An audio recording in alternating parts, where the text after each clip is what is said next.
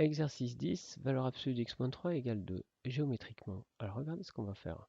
Eh bien, puisque c'est géométriquement, ça veut dire qu'il faut qu'on travaille sur l'axe des réels. Mais puisqu'on travaille sur l'axe des réels, on va se donner des points. On va se donner un point qui est associé à x. Alors je vais l'appeler grand X, soit grand X, le point d'abscisse petit x. Alors petit x, je sais pas. Je sais pas combien il vaut petit x. En tout cas, je mets grand X à cet endroit. D'accord. Grand X, c'est le point. Petit x, c'est l'abscisse. Je vais mettre 0 ici, tiens. Voilà.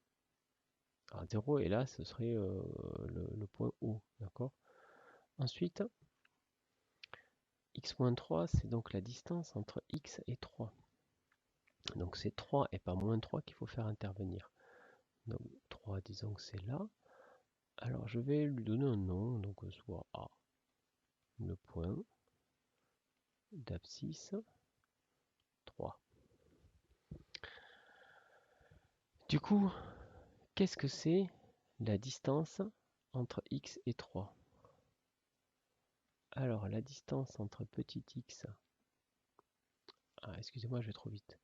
Alors la valeur absolue de x-3, par définition, c'est la distance entre petit x et 3. Mais la distance entre petit x et 3, la distance petit x et 3, c'est la même chose que la distance entre grand X et A. Ça, c'est une distance entre réels, ça, c'est une distance entre points. Mais c'est bien exactement la même chose, et puis ils sont au même endroit. Et la distance entre X et A, ben, ça porte nom en géométrie, hein, c'est XA, cette longueur, quoi. Bon, et nous, on cherche X, on veut que X, valeur absolue de x-3, soit égale à 2.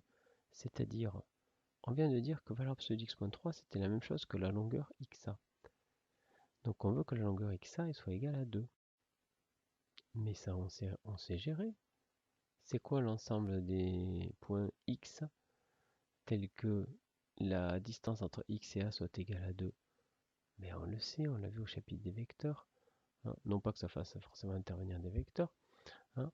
Les points X qui sont à 2 de A, ben, il y en a tout le cercle. Vous vous souvenez? Vous mettez à 2, vous mettez à 2 de A et vous avez tout le cercle de centre A et de rayon 2. Donc ça veut dire que le point X, il appartient au cercle de centre A et de rayon 2. Bon, bah très bien. Il y en a combien des points sur le cercle de centre A et de rayon 2? Il y en a une infinité. Oui, sauf que nous, le point X, c'est un point qui a une abscisse et est donc bloqué sur l'axe des réels.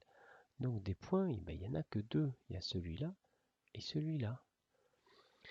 Mais puisqu'ils sont à distance 2 du point A, ça veut dire que pour les trouver, vous faites 2 sur l'axe des réels. Et donc, ça signifie